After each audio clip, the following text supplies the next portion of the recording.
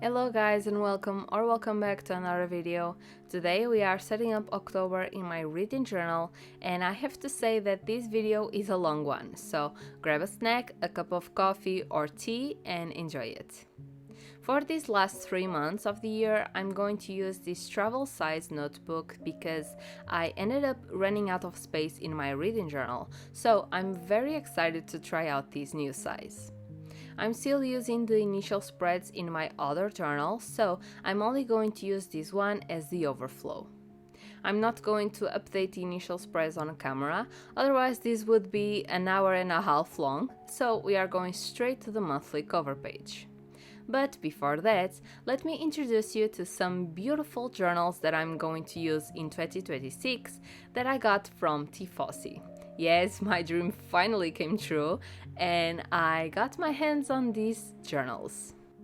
I already had a great experience with Tifosi before. My bullet journal from July to December this year is from them and I love it. It's the A5 Embrace the Light dot grid notebook in the color navy. It's beautiful, just like all their other notebooks. I already decided that I want a square journal for my reading journal in 2026, but I'll show you this one first. This is the A5 Moon's Power dot grid notebook in the color warm brown. It has this stunning vegan leather cover adorned with a mesmerizing moon and delicate floral designs embellished in gold, which I'm always ready for, and the leather makes the notebook more high quality, durable and sustainable. Also, the edges are gold. And of course we have this beautiful inside of the cover with the classic Tifosi logo in gold as well, and this book belongs to. This has a lay flat design and 160 GSM crisp white paper that doesn't bleed or ghost, and you have the option of 192 pages, which is the one that I have, and the other option is 256 pages. It's all numbered with a 5mm light gray dot grid. It has 2 ribbon marks in the same color as the cover, which is an amazing detail, a back pocket of course, and an elastic band. Of course, we can't forget about the pen loop, that is very useful, at least for me. And all these details are on almost all their notebooks, and they have many sizes.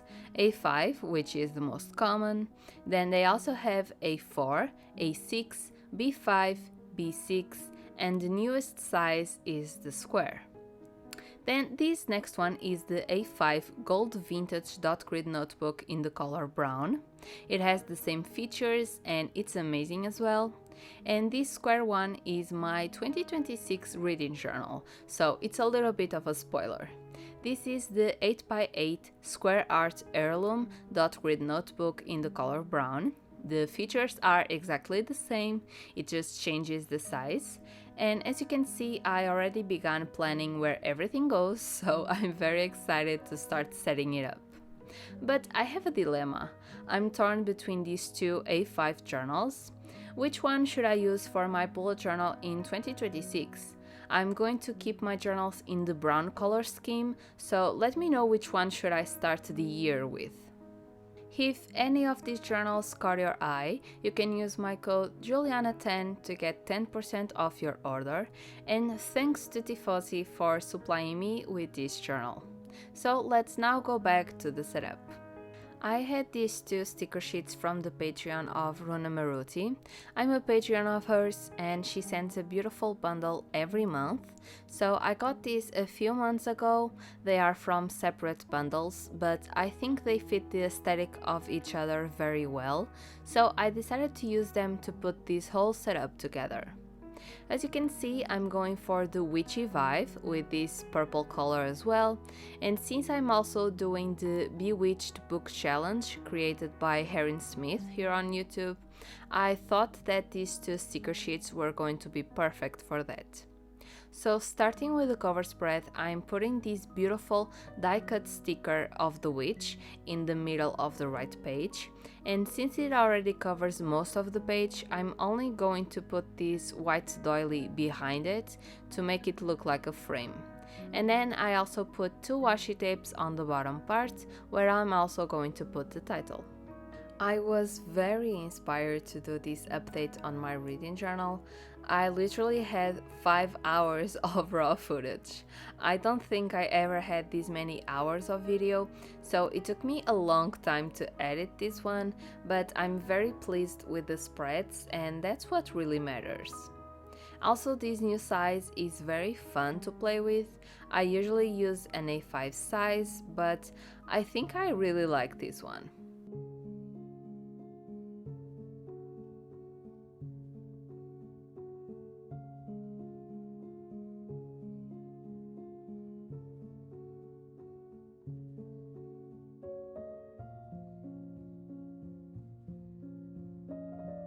For the title, I didn't have any font in mind, so I ended up just doing my usual lettering style with this purple marker that's a little darker to create some contrast with the other light purples on the sticker and later on the spread.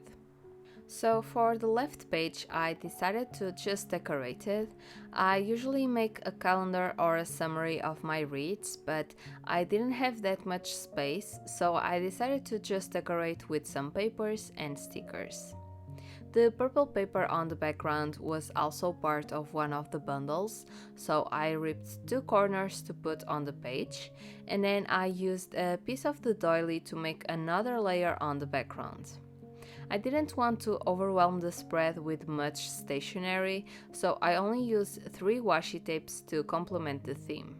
I used the purple grid, the purple solid color that it's thinner, and then I also used a darker purple with some gold gilding to make some contrast with everything. Then it was time for the stickers, and I decided to make it look like we were inside the potion making room of this witch, so I put the shelves on top, and then on the bottom I put the 2 tables that had the potions and the cauldron, and also some statues to do some rituals. I of course had to include the crystal ball, and then I just put some stars here and there to fill the empty spaces. Also, if you hear something, it's the pouring rain outside. Okay, moving on to the next spread. This one is going to be the monthly reads.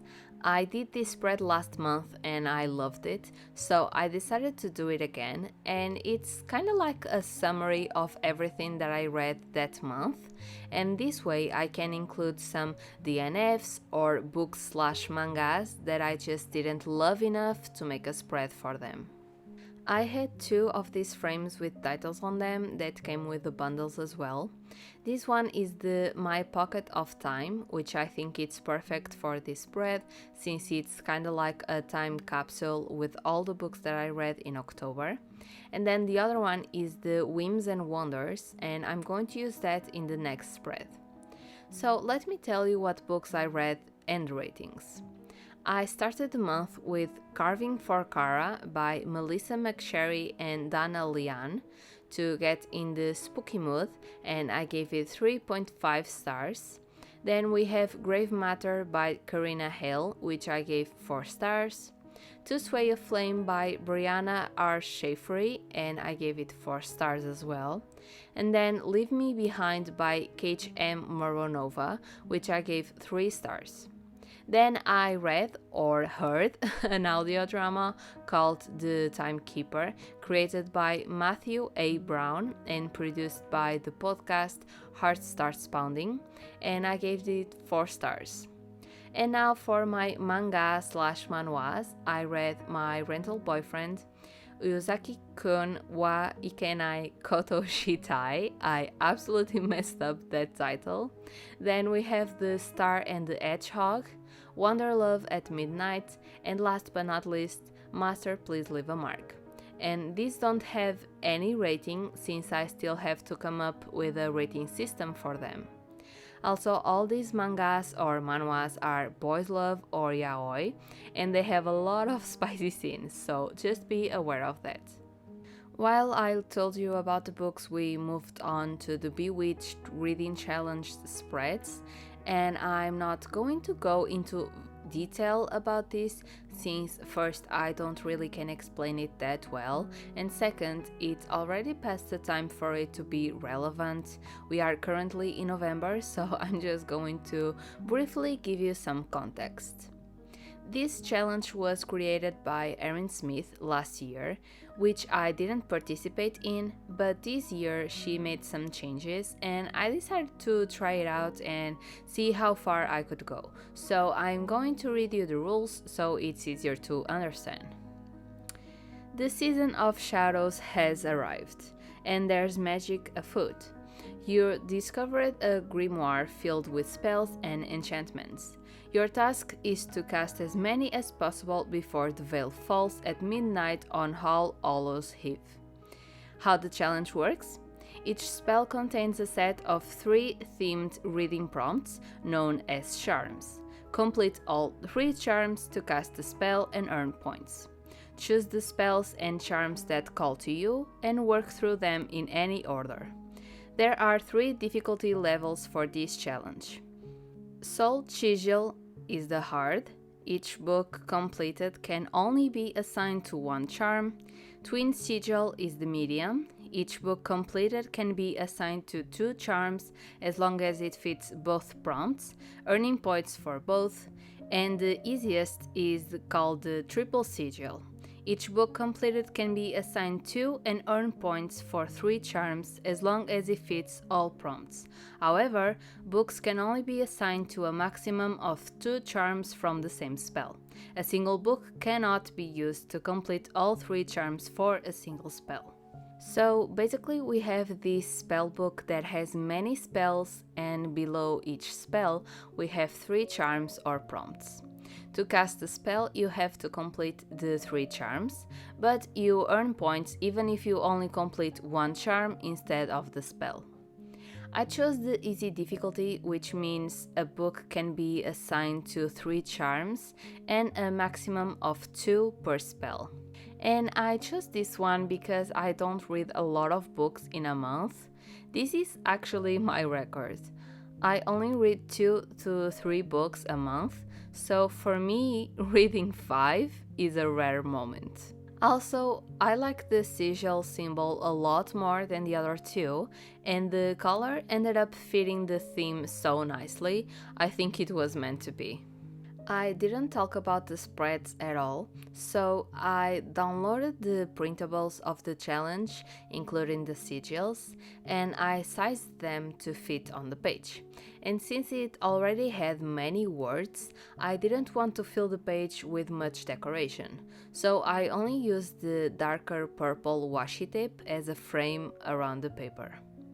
I used my cutting tool to cut the washi tape in half, and I used those 2 parts for the sides since they are much more narrow than the top and bottom, obviously.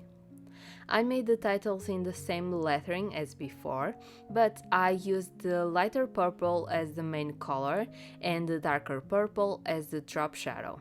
And that's because the washi tape already brings the darkness to the spreads, so to balance it out, I went with the lighter color for the titles and decorations. And I'm going to go back and decorate it a little more. I just wanted to see first the base that I have to work with, and then come back and make the final touches. For the last page of this reading challenge, I decided to put the covers of the books I used for the prompts. On the background, I put this scrap piece of the backing card that came with the sticker sheet, and I used this as well on the cover page for the challenge, so this is the rest of it. And then on top I just put some washi tape, a little bit more of the purple paper, and decorated the bottom with this cute unicorn. I also counted the points, and I had, in the end, 21 points, so that means I am barely a neophyte. Which is awesome because I didn't want to pressure myself into making more points just for the sake of it. It was impossible for me, even if I wanted, unless I skipped work and just stayed at home reading, so this achievement means a lot to me. I only managed to cast one spell, which was the Ember Ward. It summons fire to warm, protect, or destroy, which I kind of find fitting for the spooky month and the autumn season. Then I went back to the other spreads and put some more of the purple paper so that I could use it all and not have any left, and also some washi tape just to fill the empty spaces.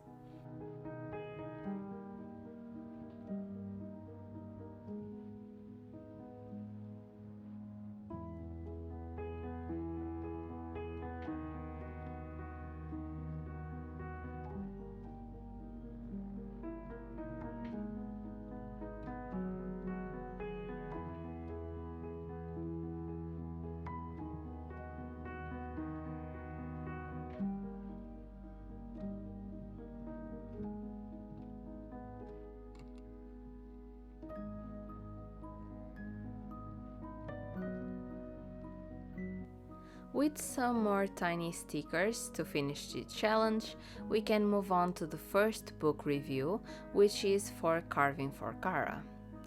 This is a dark romance Halloween novella. It has just 166 pages, so it's very small, and this story follows Kara. She has her dream job as a tattoo artist, a loyal best friend, and an ex who happily tended to her needs without complicating their arrangement with feelings. And plus, it's Halloween, her favorite time of the year. And everything was great until she catch the attention of the wrong person, Red. He's a predator and she's his prey, and on Devil's Night, she finds out how he hunts and that he isn't afraid to kill anyone who decided to cross his path. If you want a quick spooky read with a little bit of romance, this is great for you. It is a masterpiece? Absolutely not. Was it entertaining? Yes, it was. I would enjoy the story a lot more if I could see the backstory of the characters, especially Red. He's a big mystery. We find out a little bit about his past, but nothing major, so to help with the context, I would have liked a little more of his backstory. Also, I was a little bit disappointed. I guess I had high expectations after seeing a lot of book content creators talk about this, but that's my fault. I had this vision that didn't happen. And also, I discovered that this isn't a standalone. For some reason, I thought it was, but it isn't. Actually, it has a second book called My Little Nightmare, which maybe gives the characters more development. I hope at least. And it also has two more books about Kara's best friend, Sloane, called Slaying for Sloane and Sweet Dough, which I think it's set on Christmas and not Halloween, so I guess I have to read them as well in the next 2 months. Also, I prefer when the romance is not instantaneous. I like to feel the tension and the development of the feelings with time. I think it's more realistic that way, but it's a novella, you don't have time for that. And I also didn't understand Kara that much, but I can say why, otherwise I would spoil everything for you. I chose one quote. It says, "That's what I was tonight, his prey, and I think I effing loved it." Which resumes the whole book, I guess. For the decorations, I used this opportunity to use my pumpkin tapes, stickers, and also my Halloween themed sticker sheets that are stored until this time of the year. For the title, I tried to recreate the cover, so I used my stamps for the carving for, and then for the name Kara, I tried to copy the lettering on the book cover.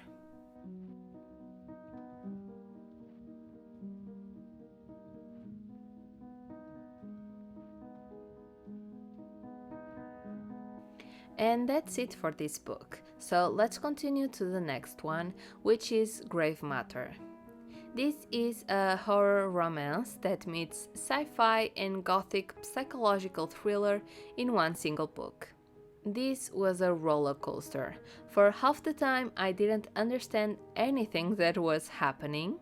I had many theories that didn't come true, which is awesome, and when I tried to guess the plot twist, I failed miserably, which is also awesome. I love when a book surprises me. So the story follows Sydney Danick. She's an aspiring mycologist and she's getting a second chance at life. The Madrona Foundation is a prestigious foundation that's doing research on Alzheimer's, and when the opportunity to be part of this presents itself to Sydney, she doesn't think twice. And plus, she can leave all her crumbling life behind, at least for a few months, and join a dozen students on an isolated lodge hidden away in a remote, fog-shrouded inlet on Vancouver Island. But not everything is as it seems.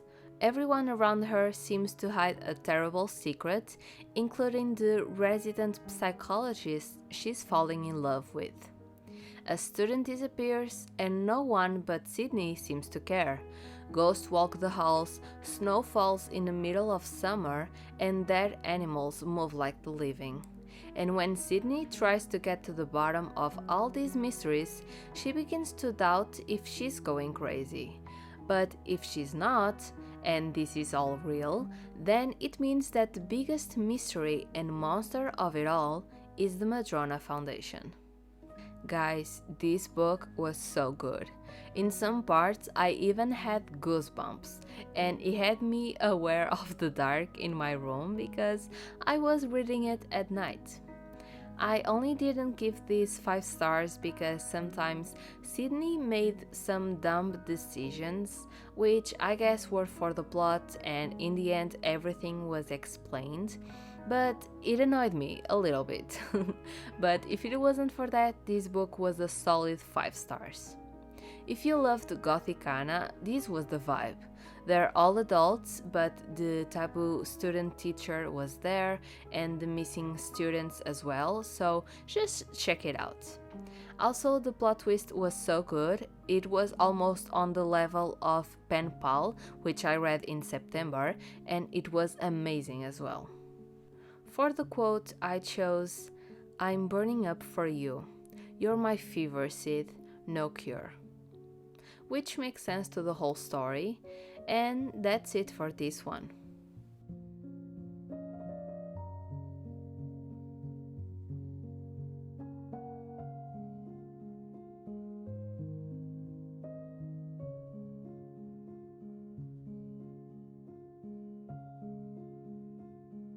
Next we have To Sway a Flame. This was also a short book with less than 200 pages, but for some reason it took me a long time to read it, just because it was a little slow in the beginning. So the story follows Adelaide. She's a thief and she was tasked by the Master of Thieves herself to steal a powerful artifact from the formidable Archduke of Cordova, Gavin. And for that she has to infiltrate on his castle. And that's a lot harder when she's being crushed by guilt for doing something that she doesn't want to do, and trapped because this is the only way to get the medication that her mother needs. Archduke Gavin Hughes, however, has been expecting a robbery, and that's because he's been investigating the years-long string of thefts in the kingdom. But the investigation has stalled, and his plan to catch the thief is to become their target. Well, I can't say too much, but this is part of a collection of 7 books, I think, made by different authors, and it says that it can be read as a complete standalone. And I didn't read the others, so I don't really know if the stories connect with each other, but I think what's missing here was a lot of context.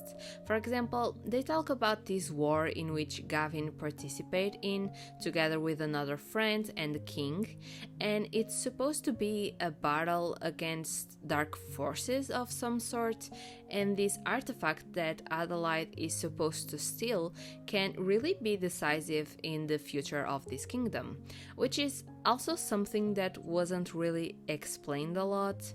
And then the actual villain didn't really have a story. It was like, oh, I want power, so that's it. I mean, I wanted a little bit of a backstory to understand why they are the villain, but that didn't happen. And also with the accomplice, it also appeared out of nowhere, and there it is, with almost no explanation.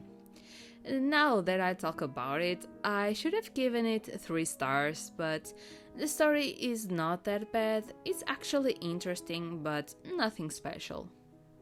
I'm not that mad about it. It was a simple read to complete one of the prompts on the challenge, and I didn't mention, but it is a romantasy, so I'm beginning to dip my toe into the genre again, and it has magic, which wasn't very described, the system I mean, but that's it for this book.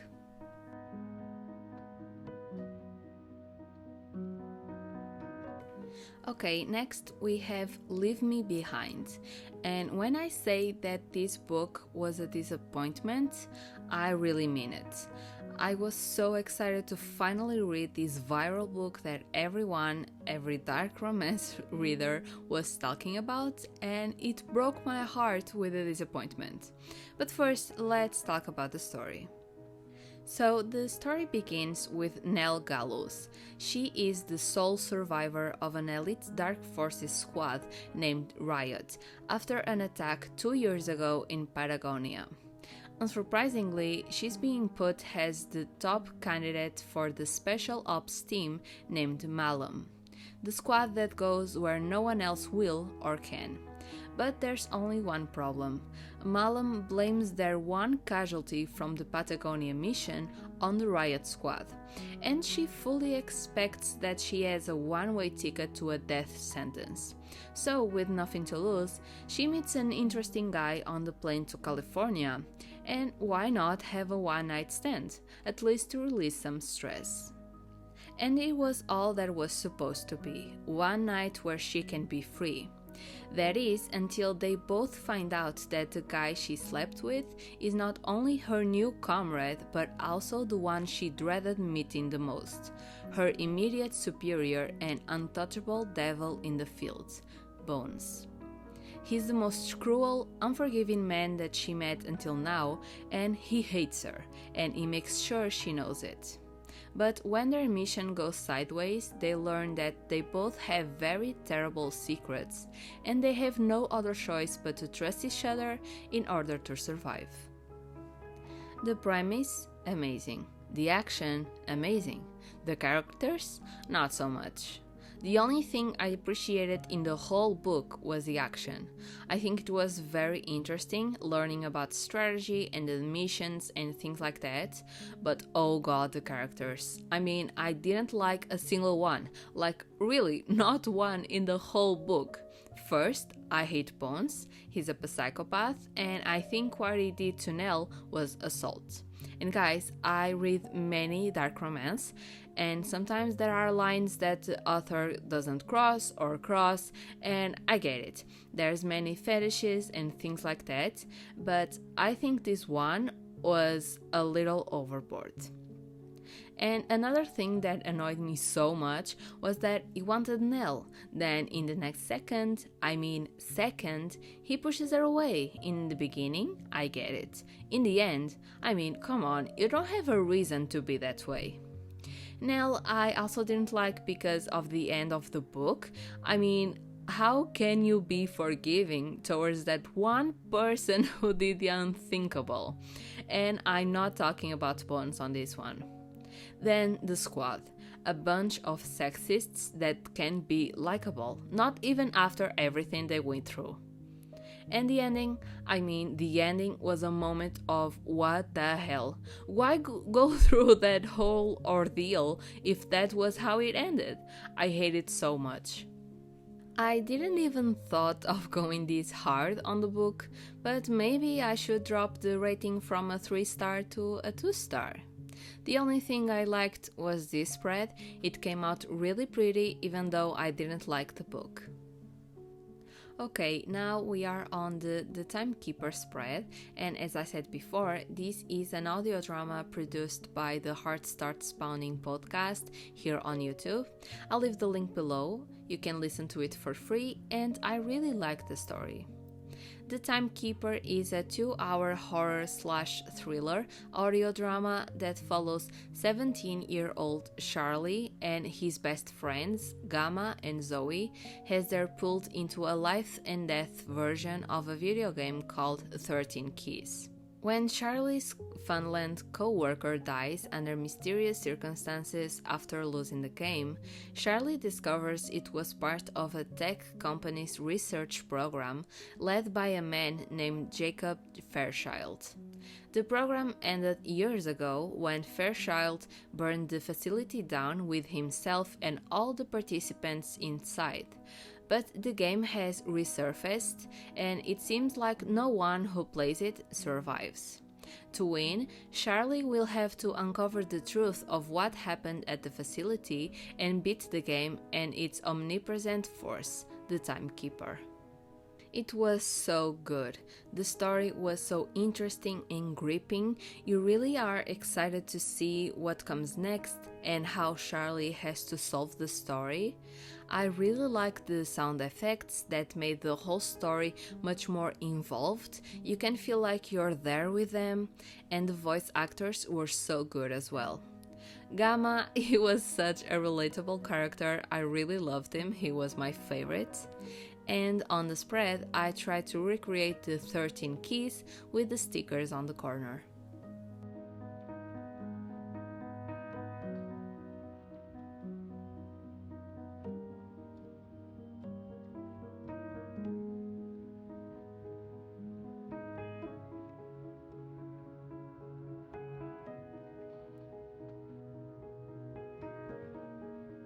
Moving on, we are starting the manga/manhwa part of the video, and I'm starting with the Grandmaster of Demonic Cultivation, the manhwa volume 1.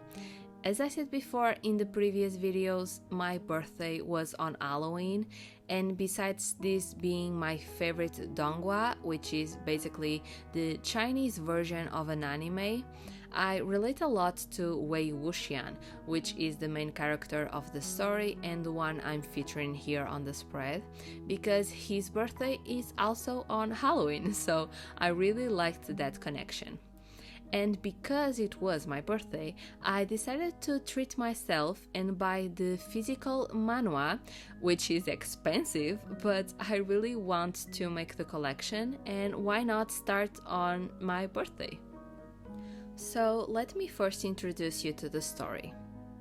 Feared and hated for his sinister abilities, Wei Wuxian, the Grandmaster of Demonic Cultivation, was driven to his death when the most powerful clans united to destroy him. 13 years later, Wei Wuxian is reborn, summoned by a young man who sacrificed his soul in a forbidden ritual.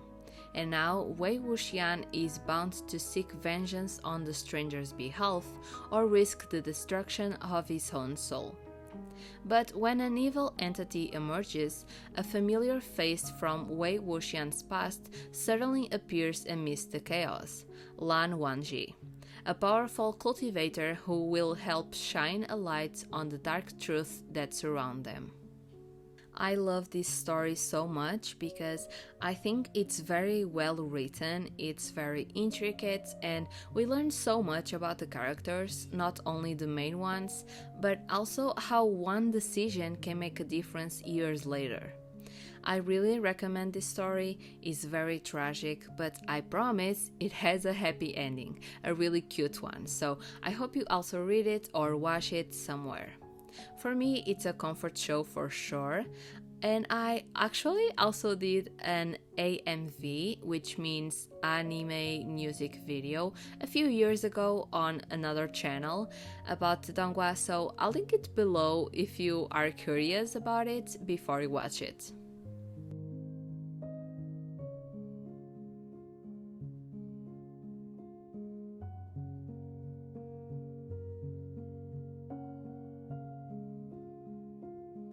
Next, we have this manhwa called My Rental Boyfriend, and the story follows Eugene. He receives a wedding invitation from his longtime crush, and while drinking heavily to drown out his disappointment, he happens to see an ad for a rental boyfriend. He's captivated by a man with a strikingly similar style and signs up for a rental boyfriend.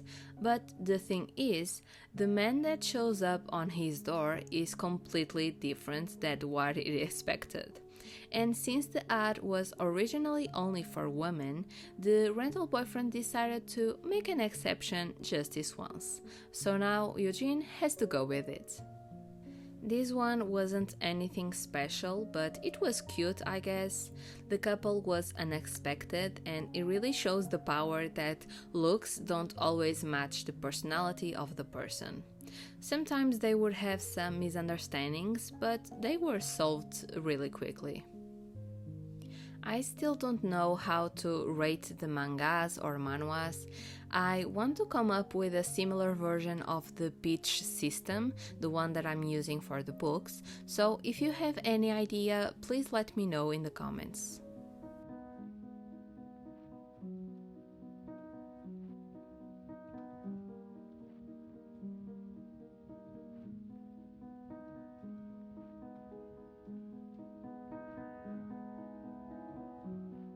On the next page we have the manga Uzaki-Kon, and I'm not reading the rest of the title again. So Ozaki Byaku and Takaba Tadanao are childhood friends. Although they were close when they were young, they now behave like cats and dogs, constantly fighting whenever they see each other. One day, Uzaki is fighting with Takaba over something, and he ends up being accidentally touched by Takaba, so from there you can see where it goes. The story is cute and straightforward, the plot isn't really major, it just had a couple chapters that were a little weird. Something happens to Uzaki and Takaba rescues him, and he forgives the person that did that to him, which I was a little disturbed by it, but well, that's the story. I used a PET tape with Japan landscapes on it behind the characters to give the vibe of the story and give some contrast to the collage since the characters are already in grey. And then I used the letter stickers from Ikigai Papier to do the title since it was quite big.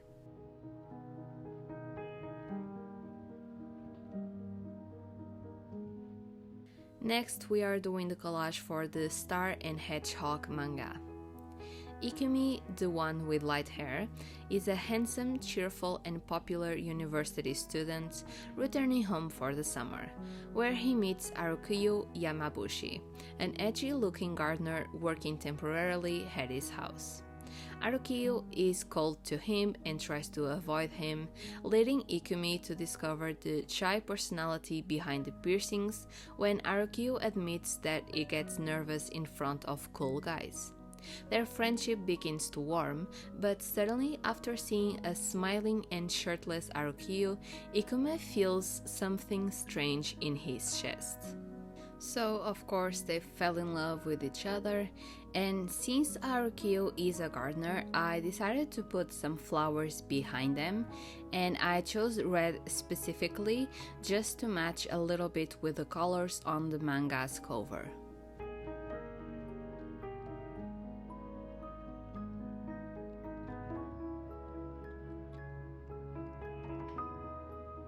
On the right page we have the manga Wanderlove at Midnight, and this one was really interesting. Yashiro Aruka is suffering from insomnia after changing jobs, and there's only one reason for this. He's been reunited with Ishiki, his new co-worker and the source of his dark past. Yashiro has been having one-night stands with men as a sort of sleeping pill, but one day, when he gets into an argument, Ishiki saves him, and for some reason they end up sleeping together. That night in his dream, the demon lord Thomas, Yashiro's favorite character from a love game that he plays, who looks just like Ishiki, appears and he showers him with his extremely sweet affection. Even though Ishiki treats him coldly in reality, Yashiro is really confused about the gap between his dreams and reality. This one was very cute and also quite interesting. I never read a manga with a plot like this before. And for the collage, I used this tarot sticker sheet from Sticky because the story talks a lot about destiny and the links between people and also some tarot as well, so I thought this one was going to be perfect for that.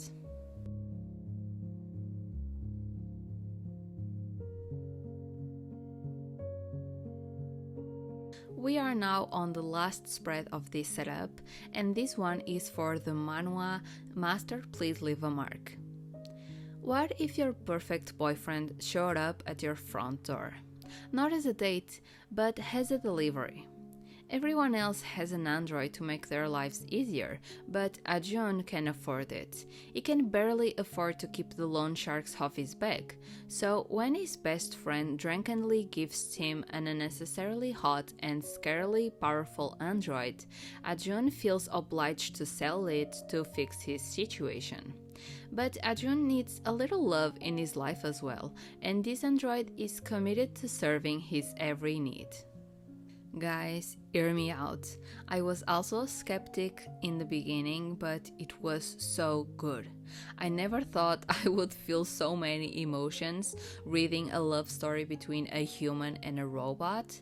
This was incredible. The plot was also kind of a murder mystery, and the MC, is the one with the black hair, is also an engineer, so he's really smart, which isn't always the case in this type of stories. And then the ending was so fulfilling, I really liked it. Also, the world building was so well written, I at least think so. It really tells you how this all happened and how they are able to be this way and things like that, so I really recommend this one.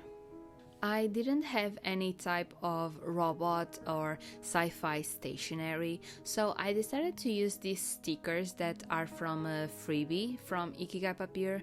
They don't really fit the blue theme, but they were the only thing I had that could be used in here, and also I don't really have another purpose for them, since I don't really make themes about Tamagotchis or Nintendos, so I think here was the perfect spot for them. For the title, I decided to make the two main words, which are Master and Mark, in my usual lettering style, and do the rest of the title with the stamps. Since I didn't have another manga or manhwa to divide the spread with this one, I decided to use all the space for this manhwa, and I don't regret it since it was my favorite aside from the Grandmaster of the Money Cultivation, but that one is on a league of its own.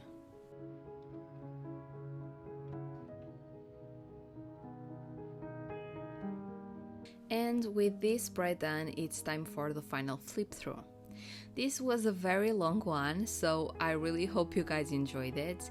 If you did, give a like, subscribe, and if you made it till the end, which if you did, congratulations, you deserve it for hearing me for almost an hour, leave a crystal ball emoji on the comments to honor the beautiful witch, cat, crow, and unicorn on the cover spreads.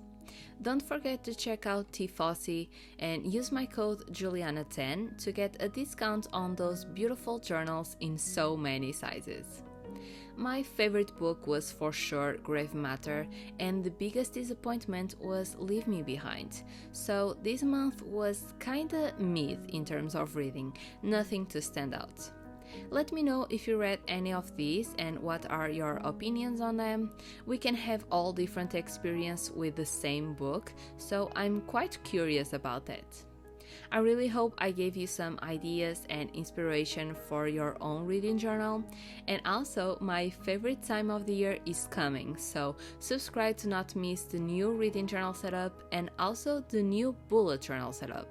They are coming, I promise. I hope you have a lovely day or night wherever you are, and I'll see you on the next one. Bye!